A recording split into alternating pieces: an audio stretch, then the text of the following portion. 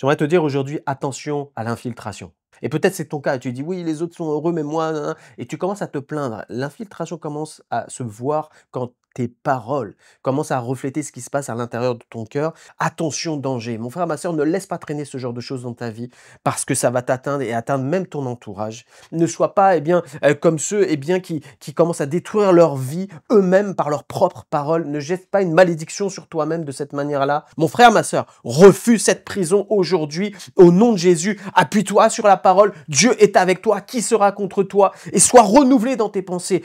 Eh bien, bonjour à tous et à toutes.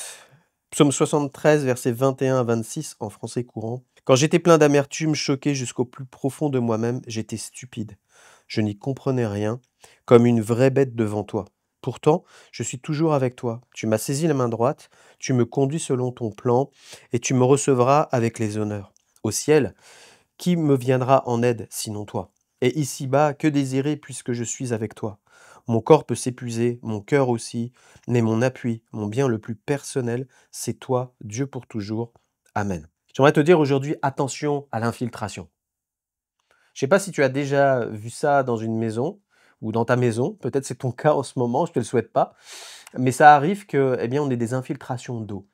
Et quand il y a une infiltration d'eau, si on ne fait pas attention, si on ne traite pas le problème, ou qu'on parfois même on essaye de le cacher, alors ça va créer des gros problèmes et ça peut aller jusqu'à un mur qui tombe parce qu'il y a eu une infiltration d'eau et que ça a tout mangé. L'infiltration d'eau, en fait, va créer quoi? Tout un environnement qui va être mauvais. Pendant ça sointe, après il y a des champignons, après il y a la moisissure, après il y a des odeurs, et puis après ça détruit tout. Donc c'est vraiment quelque chose de catastrophique si on le laisse traîner. Et c'est la même chose en fait qu'on voit dans ce texte-là. Il parle de quoi? Le psalmiste, il dit: «J'étais plein d'amertume». Et l'amertume est rentrée dans mon cœur, il y a une infiltration dans mon cœur et heureusement pour lui, il s'en est rendu compte au bout d'un moment. Il s'est aperçu du problème. C'était quoi lui? C'est qu'il regardait les riches qui réussissaient et lui, eh bien, qui était dans la souffrance et qui se sentait comme abandonné de tout le monde. Et peut-être c'est ton cas et tu dis: «Oui, les autres sont heureux, mais moi, nan, nan», et tu commences à te plaindre. L'infiltration commence à se voir quand tes paroles commencent à refléter ce qui se passe à l'intérieur de ton cœur, parce que la Bible déclare que c'est de l'abondance du cœur que la bouche parle. Eh bien, plus commences à te plaindre, à murmurer, etc., eh bien, plus tu peux t'apercevoir, mon frère, ma soeur, qu'il y a un souci dans ton cœur. Ça doit être une première alerte, à dire, j'ai une infiltration, j'ai une moisissure, j'ai un champignon qui pousse à l'intérieur, et ça va tout détruire. Et la Bible nous dit quoi? Hébreux 12, 15. Veillez à ce que nul ne se prive de la grâce de Dieu, et à ce qu'aucune racine d'amertume poussant des rejetons ne produise du trouble et que plusieurs n'en soient infectés. Amen. Attention, danger. Mon frère, ma soeur, ne laisse pas traîner ce genre de choses dans ta vie parce que ça va t'atteindre et atteindre même ton entourage. Et tu vas voir comment ça fait des dégâts. Tu vas en souffrir et tu commences à en souffrir en ce moment, toi qui écoutes cette émission et qui peut-être est atteint par ce problème-là. Et j'aimerais te donner les solutions. Comment a fait le psalmiste, lui? Il va fixer ses regards sur Dieu et il va se repentir. Il va s'apercevoir du problème. Premièrement, il va regarder à Dieu et dire non, mon Dieu est pour moi et c'est lui mon bien du quotidien. Même si autour de moi les choses me poussent à l'amertume, moi je veux garder mes yeux fixés sur celui qui me fait grâce, que ça soit ta force aujourd'hui. Dieu est suffisant dans ta vie. Deuxièmement, il s'humilie, il va dire j'étais stupide. Oui, mon frère, ma soeur, tu as le droit de dire ça sur toi, mais je suis stupide de penser comme ça. C'est une œuvre de l'adversaire, qu'elle soit détruite en moi. Je me repens. Pardon, Seigneur. Viens changer mon cœur encore. Saint-Esprit, fais ton œuvre en moi et purifie mon cœur et il le fera. Troisièmement, et c'est le dernier point, il ne regarde plus à lui-même.